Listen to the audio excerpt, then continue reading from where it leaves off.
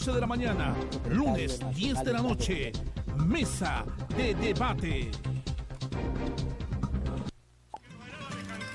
Mediodía Criollo, con las mejores voces de nuestra música criolla. De lunes a sábado, a partir de la 1 de la tarde. Gracias a Corpetel, el mejor servicio en telecomunicación, por Canal 3 de Vez Cable. Si con la vida lograr se olvidan las alegrías. Eusebio Chato Grado. Ahora por Best Cable, Canal 3, todos los martes de 6 a 8 de la noche. Sintonice La Hora del Folclorista con Eusebio Chato Grado, el francotirador del folclor.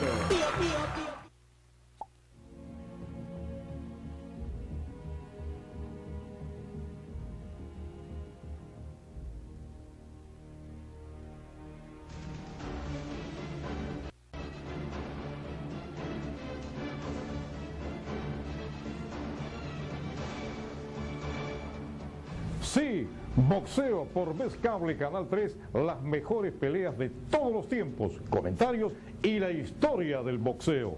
Todo esto aquí en Locao.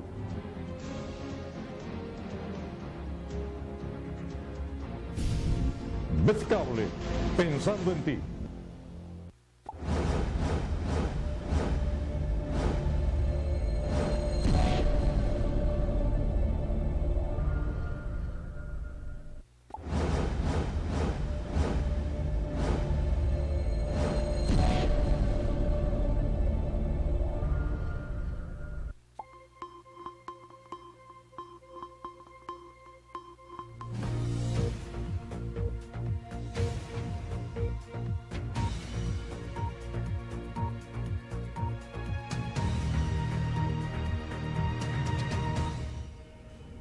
Hola amigos, buenos días, son las 9 de la mañana con 2 minutos. Estamos en vivo aquí en el canal 3 de Vez Cable con Política y Poder. Nos acompaña hoy el constitucionalista Humberto Abanto. ¿Cómo está usted?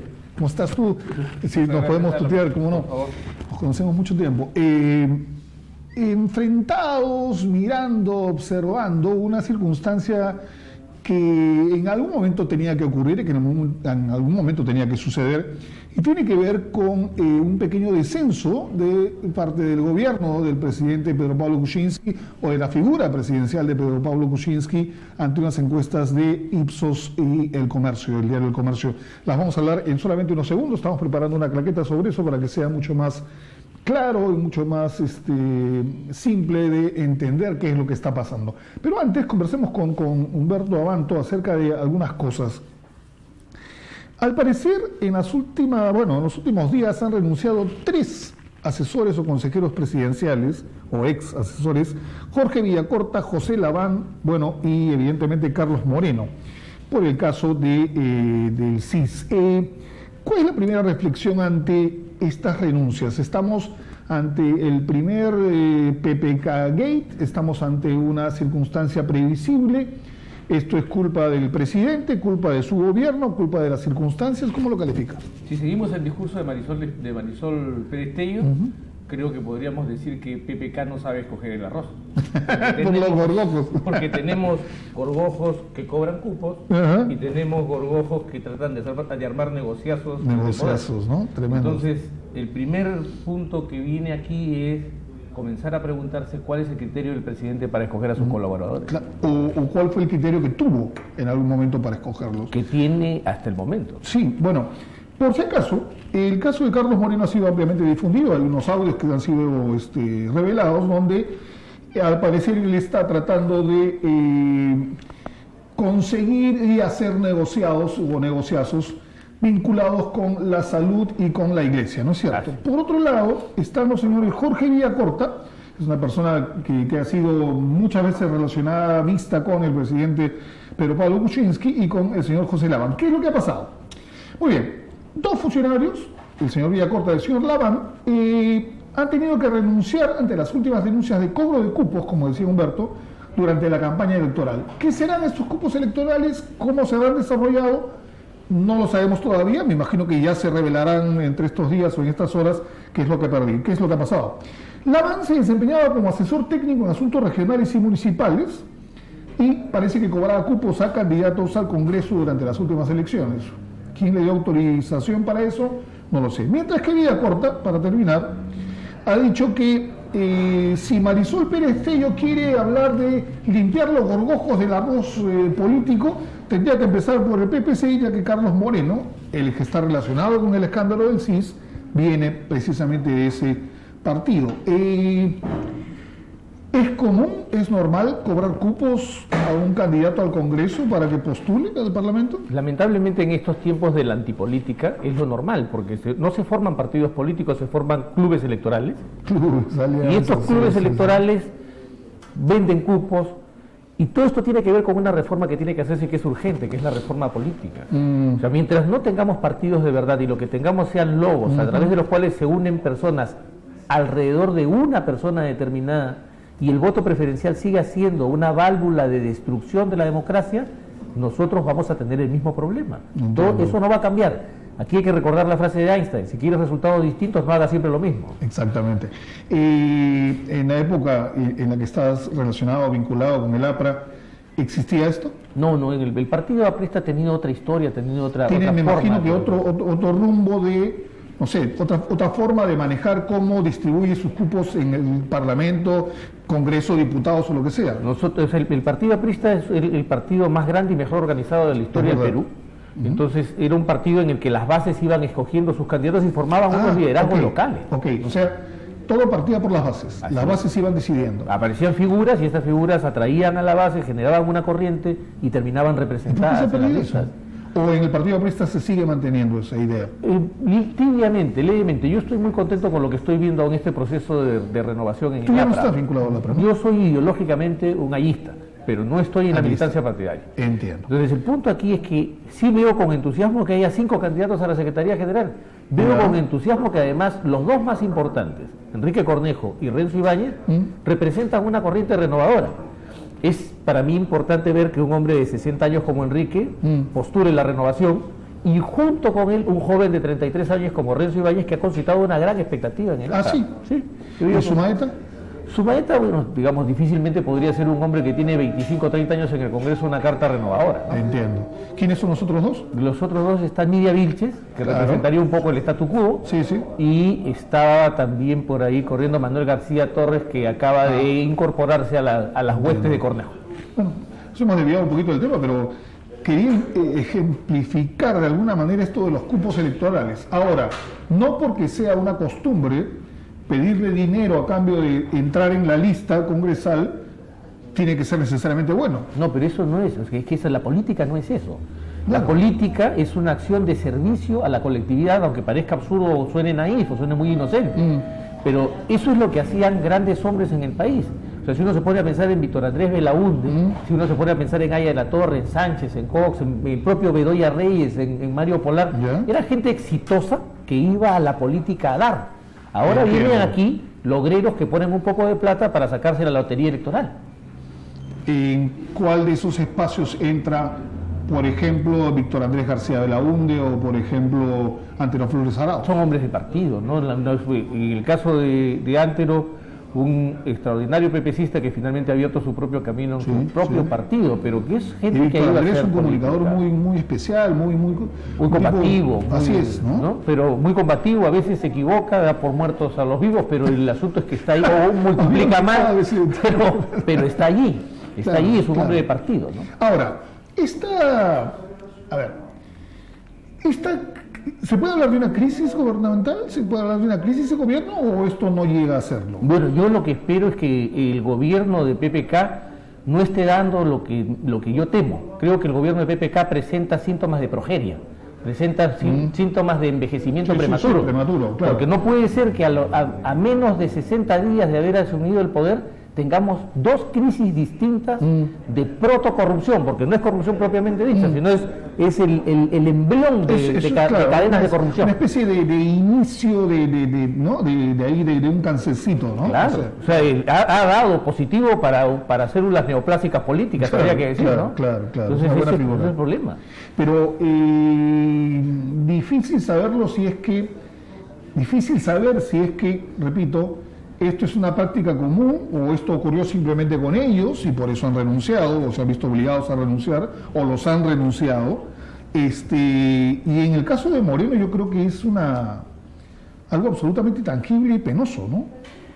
Es la conversación misma, la grabación misma es realmente impúdica, obscena y ofensiva, ¿no? Porque además lo que está en el medio es tal vez uno de los servicios públicos más importantes que un Estado debe brindar. La salud. O sea, si tenemos un Estado, tenemos para que nos dé seguridad, educación y salud. Mínimamente, es lo menos que le podemos pedir al Estado. Y en la salud a los pobres, que está justamente nosotros, razón aún, ¿no? Viene un señor a hacer negocios.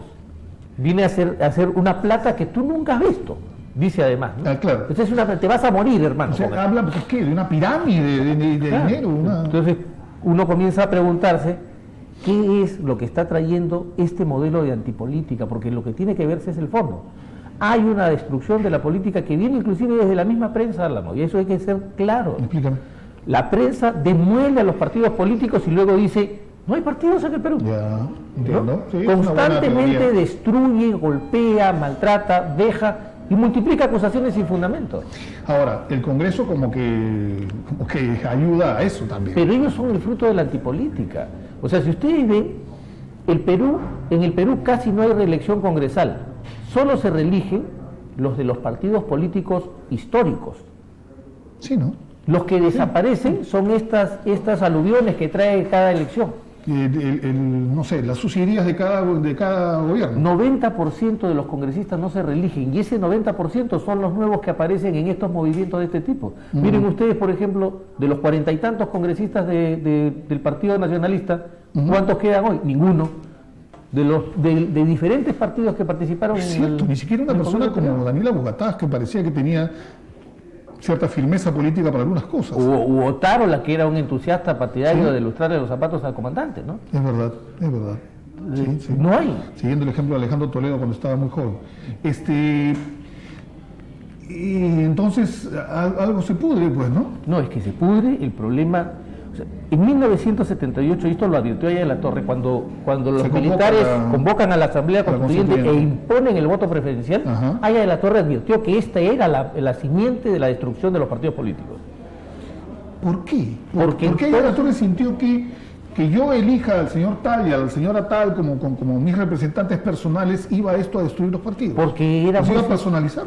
Porque no solo los iba a personalizar, sino que iba a tener un efecto plutocrático. El que tiene dinero puede pagarse una buena campaña y el que se paga una buena campaña sale elegido. Ya, eso no garantiza que se convierta en un político de carrera. No, yo creo que es o un político de trote o un político de paso, en términos hípicos, y finalmente en su paso arrolla con lo que encuentra. Y bueno, lo que invirtió durante la campaña lo quiere recuperar durante su mandato. Bueno, yo nunca he visto a nadie en mi vida poner dinero gratis, salvo que sea el papá de alguien. ¿No? O sea, si mi papá puso plata para mí, es para educarme a mí, era mi padre. El papá de Donald Trump le dio un préstamo multimillonario para que se convierta en multimillonario y hasta ahora sigue siendo multimillonario. Claro, pero digamos, nunca he visto que alguien ponga plata para no sacar plata, ¿no? Es verdad, ¿no? Y estos intentos y estas propuestas de ver cómo entras económicamente y cómo sales económicamente, ¿se hace? Bueno, yo me imagino, yo no conozco esa realidad, lo que sí se oye son los comentarios de que fulano compró su asiento, porque de pronto encontramos pues a prósperos comerciantes, que me parece bien que les interese la política, claro, pero comprando un asiento, nunca han hecho política y de pronto son el número 1 o el número 2 de determinada lista. Es verdad. Entonces uno dice, ¿cómo de pronto? O uno es demasiado tonto o uno es demasiado perspicaz, porque sí me ha pasado que ¿y este señor qué hace aquí en el puesto 3, ¿no? de un partido? O sea, eso pareciera que ha sido comprado. Pero lo menos, además, sobre todo porque son partidos que no tienen una tradición, el señor no tiene una presencia política nítida, de repente un día amanece con las ganas de hacer política, tiene el dinero suficiente, entra y lo hace. A ver, sin ofender a nadie, simplemente poniendo uno de los casos más sonados, puede ser el de César Acuña.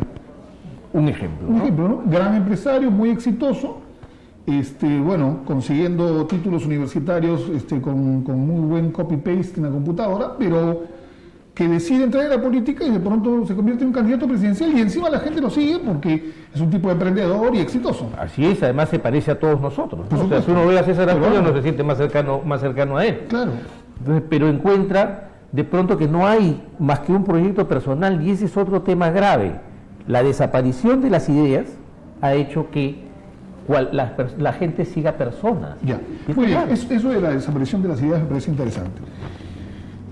¿Qué es lo que, mejor dicho, en qué rumbo va el mundo en cuanto a la política que aquí no se hace? En el mundo hay ideas progresistas, nuevas, renovadoras, y en el Perú no se aplican, o es que el mundo ha llegado a un punto parecido al que tenemos ahora y lo que vivimos es el reflejo de lo que pasa afuera. Bueno, yo acabo, por cuestión de trabajo, hacer un viaje, acabo de estar en Madrid, en París, y he podido ver, por ejemplo, en Madrid, que la crisis política es tan igual o de intensa que aquí. Allá, por ejemplo, los dos grandes partidos están casi en bancarrota, el Partido Popular, el Partido Socialista Obrero Español, y han aparecido por la derecha Ciudadanos, y por la izquierda Podemos, que los han desangrado. Y entonces ahora de un movimiento, de una sociedad bipartidista política, ahora tienes una sociedad tetrapartidista. En Francia, la presencia enorme de la comunidad musulmana, la multiplicación a tal punto, los datos son estremecedores. El nombre más común que se inscribe en los registros civiles cuando nacen niños en París o en Francia en general, no es Pierre, no es Jean, es Mamet. 19% de los niños que nacen se llaman Mamet. Entonces ya han comenzado a surgir movimientos xenofóbicos muy intensos. Claro. ¿No? Entonces hay una sociedad partida, completamente. Hay una fragmentación. Claro. Junto con la crisis de los paradigmas, la desaparición de los sueños de justicia social, etcétera, ha venido una fragmentación de los intereses de tal nivel que nos están llevando a choques culturales, ¿no? ¿Por qué los musulmanes van tanto a Francia y por qué los musulmanes están tan interesados en destruir a la burguesía y a la aristocracia francesa? No, a mí eso me llama mucho la atención. Si uno lee el Corán no es un libro guerrero, hay quienes lo interpretan guerreramente. Sí, claro. Y porque tienen posiciones fundamentalistas. Así es, claro. Pero no hay que olvidar que Arabia siempre ha mirado a Europa con codicia. Si recordamos... Bueno, y Arabia ha sido vista con codicia por nosotros también. Sí. Entonces, pero desde que Omán, al grito de Alá es Alá, y Mahoma, su profeta, tomó toda Europa... Y hay que recordar, por ejemplo, que fueron 800 años en España. Es verdad. Nunca hay que olvidarlo. Sí, entonces, el choque entre el cristianismo y el islamismo es un choque que siempre va a prometer novedades. Sí, bien. No sé si tenemos la claqueta ya. Bien, vamos ya. Acá tenemos el diálogo con nuestros productores así, a viva voz, que es la mejor manera de hacerlo. Quiero mostrarles esta claqueta, que básicamente refleja lo que se ha publicado el día de hoy en el diario El Comercio. Es una encuesta hecha por El Comercio e Ipsos, que es absolutamente, que refleja claramente lo que está pasando. Fue hecha del 12 al 14 de octubre del 2016, hace solamente unos días, esta semana. Lo que dice es claro, el 15 de septiembre hay un error pongamos la claqueta de nuevo, porque quiero aclarar ese error. La aprobación del 15 de septiembre era del 63%, lamentablemente no está bien hecha la claqueta. Y el 14 de octubre la aprobación es del 55%. ¿Ok? ¿Esto qué significa? Que ha bajado en 8 puntos, ahora sí podemos salir de la claqueta, la aprobación al presidente Kuczynski. ¿Se debe a estos escandaletes? Bueno, no es una forma de menospreciarlos, digo, ¿se puede referir a estos escándalos? Puede ir por el lado de, no sé, mencionar algunos temas como el porrito, la marihuana, hacer ejercicios, ver que estamos ante un presidente distinto, ¿o es un asunto gubernamental? No, esto una semana atrás había sido advertido por Pulso Perú, por la encuesta de Datum, que señaló una caída de 10 puntos, claro. ¿No? De 63 a 53, ¿no? Esto confirma que hay una tendencia a la baja muy fuerte y muy pronta. Caer 10 puntos en un mes es una catástrofe política. Claro. Entonces, esto para mí, la explicación es muy sencilla. Se ve un gobierno frívolo. Se ve un gobierno que no está en las cosas del día a día, y se ve además un hombre que prometió: yo tengo la experiencia, yo sé cómo hacerlo, yo lo voy a hacer desde el primer día. Así es. Y ya tenemos 60 días y siguen asaltando en las calles, Sí. y la policía no contesta. Veía hoy día en Facebook un chico contando que lo llamaron de un número diciendo que tenían a su hermana secuestrada. Y era Él no falso, tiene por hermana, supuesto, claro. él no tiene hermana. Insistieron en llamarlo, se fue a la policía y le dijeron, no, aquí en esta comisaría no tienes que irte a la otra. Y después de ir a la otra, Claro, nadie no, le ha no, respondido. claro. El señor Basombrío nos va a decir que él nos ha pedido 2 años. Pero eso aquí hay que recordar la frase de Keynes, ¿no? Que decía, los que prometen que las cosas se arreglarán en el largo plazo, olvidan que en el largo plazo todos estaremos muertos, ¿no? Es cierto. Claro, se entiende que a Carlos Basombrío hay que dejarlo trabajar y de una u otra manera que imponga pues las medidas que a él le parece. Pero mientras tanto hay una población que sufre esa violencia, que sufre esa ausencia de autoridad y que sufre la falta de tener al policía en la esquina para que resuelva justamente esos problemas medianos y menores que tú mencionas. Álamo, como constitucionalista que soy, yo soy un hombre que cree en las instituciones. Sí, yo también. Y si hay algo que es importante tener presente es cómo se ha manoseado a la policía durante todo este tiempo. Durante el gobierno anterior, 25, 30 años. Sí, claro. ¿Ya? Hay algo que nadie quiere reconocer y es que la policía, cuando ha sido requerida en su trabajo profesional, ha cumplido. Sí, es cierto. Y voy a dar un ejemplo, el más claro. Durante 12 años peleamos con el terrorismo. Ujú. Y no dábamos con la respuesta hasta que un grupo de policías extraordinarios, encabezado por Benedito Jiménez Sí. Vaca y Marco Miyashiro Arashiro, Así es.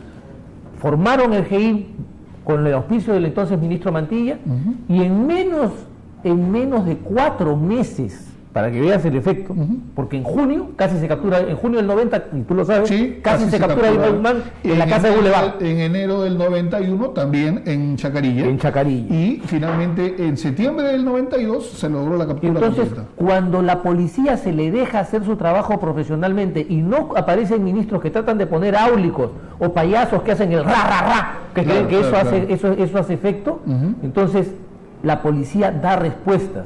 Lo que se debe hacer es buscar la profesionalización Yo no y sé. dejar esta politización. Y un ministro que va desmoralizando a nuestra policía, acusándola de corrupta y de cuanto hay.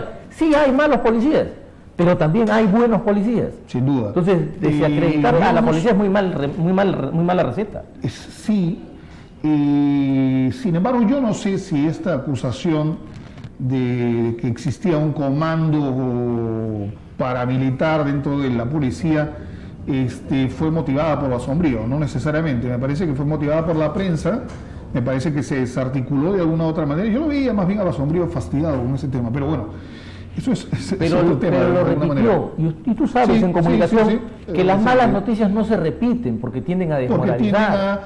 y desnaturalizarse, claro. Así es. Claro. Entonces, ejemplos hay muchos de que la policía hace buenos trabajos cuando quiere hacerlo. Lamentablemente, debería de repente haber una reactivación de la policía y una renovación de cuadros enorme, ¿no? Así es, pero tenemos ejemplos exitosos. En el mundo, el FBI, Scotland Yard, son entidades que nos pueden, de gobierno a gobierno, dar información importante y transferir tecnología y conocimiento que nuestra policía necesita. Sí. En el control de multitudes, tal vez el Corea del Sur haya demostrado y Alemania hayan demostrado los escalones, la forma en que funcionan para controlar las multitudes, es impresionante. Sí, es cierto. En el tema de investigación criminal, Bueno, la Colombia, ¿no? claro, entonces Colombia acá a la vuelta, a 3 horas en avión, nos puede dar un ejemplo de eso. Pero no, acá todo el mundo quiere inventar la rueda, la pelota, ¿no? Y el agua tibia. Entonces no. Sí, sobre todo el agua tibia. Sí, claro, entonces no funciona. Estas soluciones se han dado, todos los países han enfrentado los problemas que enfrentamos. Sí, es cierto. Entonces, Digamos que y no los han está haciendo resuelto. una cosa nueva tampoco. Y sabemos cómo se resuelve. Lo que ocurre es que vienen políticos a vendernos curas milagrosas. Porque lamentablemente nosotros somos un país que preferimos entre ir al médico e ir al brujo. Sí, o ir a la farmacia para que tengan una pastilla de $1.50 para simplemente no ir al médico. Preferimos las curas milagrosas antes que los tratamientos laboriosos, ¿no? Es verdad. En unos instantes va a estar aquí Sonia Malca, que va a hablar acerca del CIS y acerca del ex asesor Moreno. Vamos a hablar extensamente con ella, pero vamos a continuar hablando unos minutos más con Humberto Abanto. Vamos a ir a una pausa y volvemos inmediatamente con un tema que además me ha sorprendido, que Fuerza Popular, ¿sí?, el partido de Fujimori, está proponiendo una ley antitransfugismo. O sea, me ha venido un chocolate de palabras. O sea, los que inventaron el transfugismo ahora quieren hacer una ley antitransfugismo. Ojalá que Humberto nos pueda ayudar a entender este dilema, este intríngulis. Vamos a la pausa y regresamos inmediatamente en Política y Poder. Ya venimos.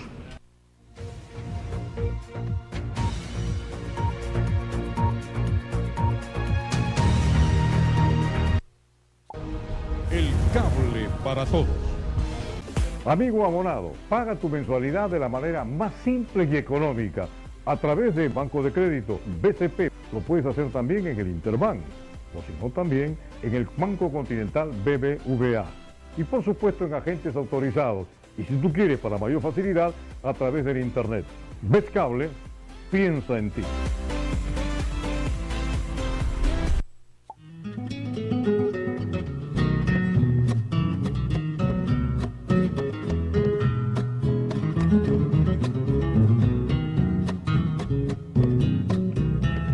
Entre Vinos y Piscos, un programa que les hará ingresar al maravilloso mundo del vino y del pisco. Y de todo aquello que rodea a estas bebidas, personajes, costumbres, gastronomía, porque entre vinos y piscos todo puede pasar. Por la señal de Best Cable, Canal 3, el cable para todos, orgullosamente peruanos.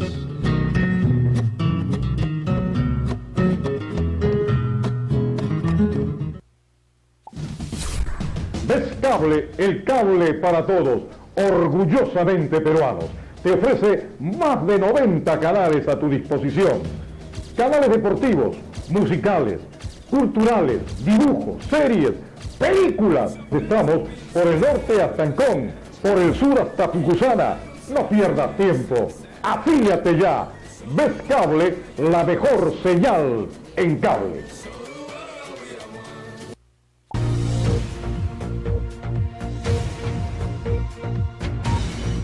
Muy bien, ya estamos de regreso aquí en Política y Poder con Humberto Abanto, constitucionalista y experto en temas políticos. Hay una reflexión que también nos ha llamado mucho la atención, que a raíz de una propuesta de ley, ¿no?, que dice que Fuerza Popular quiere promover, quiere que se instaure una ley antitransfugismo.